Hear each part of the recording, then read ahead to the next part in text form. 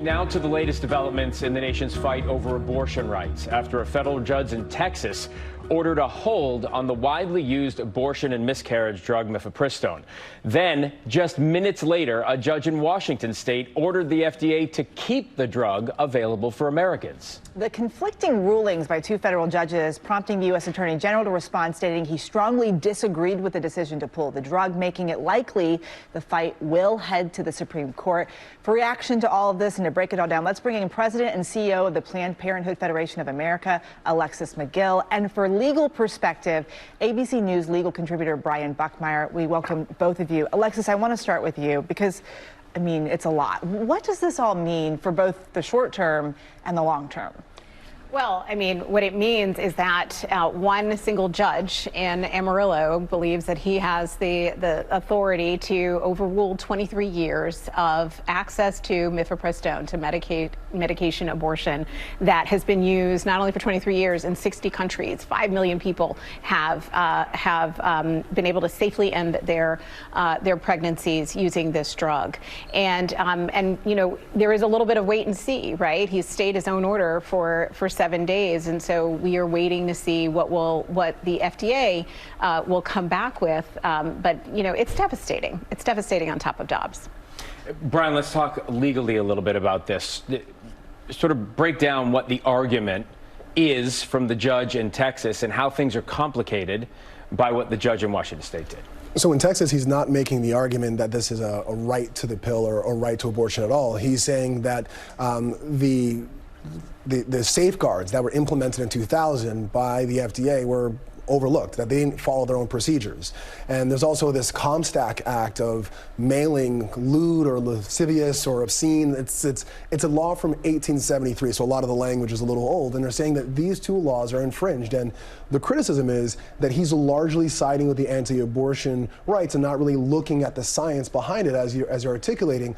And this comes into issue when you think about how does one judge stop an entire country from getting access to these drugs. And then you have the Washington case where they're saying no, for these 17 states in the District of Columbia, they will have access, and because they're at a similar level, the heads will butt until they get to a higher court, and the higher court being the 5th or 9th Circuit, if they lean to their sides as we predict them to be, as you've predicted, there could be a Supreme Court argument deciding this all.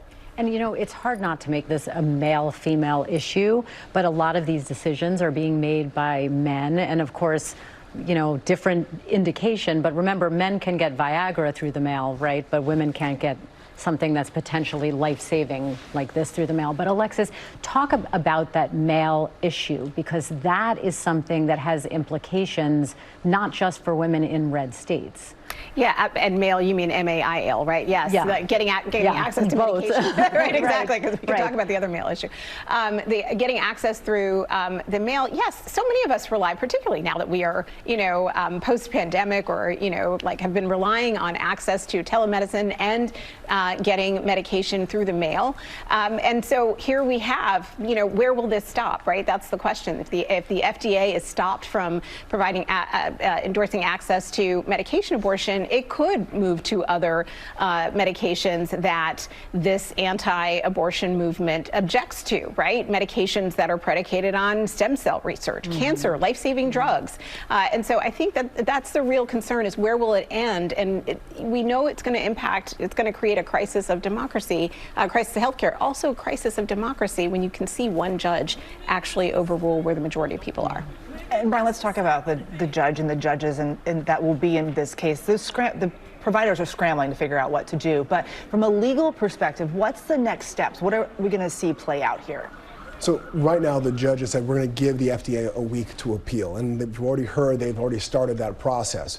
In the appeal, they're also going to have to ask for what's called a stay, basically saying we cannot change the status quo as it is now until the actual trial is done, because this is just what's called an injunction. One side has said we cannot permit the other side to continue business as usual because they feel there's some sort of harm, and that's why the judge stepped in.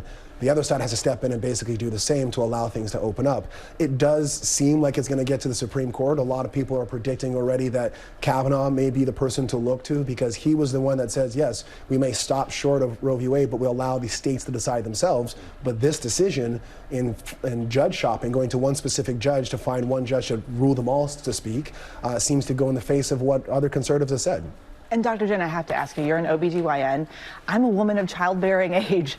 What do you tell your patients? What do you tell your daughter that we can have something to do right now? Yeah, I think, first of all, have that discussion, plan ahead, be proactive, regardless of where you live in this country. Remember, reproductive health care is medical care. So when you see politics getting into that, any provider, anyone who takes care of women or men starts to get nervous. So in terms of OBGYN care, double down on the birth control and contraception, because 50% of pregnancies in this country are unplanned.